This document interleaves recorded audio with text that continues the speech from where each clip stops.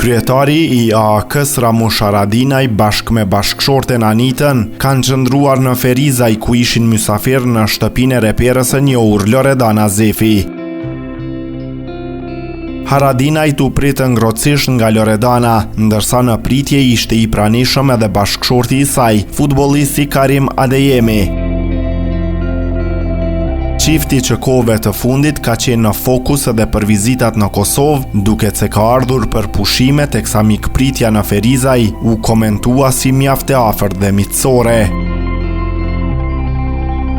Ramush Haradinaj ka ndarë edhe një postim ku ka konfirmuar vizitën dhe e ka përshkruar takimin me fjalët: bashkë me Anitën në familjen e mikeshës sime dhe artistes ton Loredana Zefi dhe Karim Adeyemi, ka shkruar ai.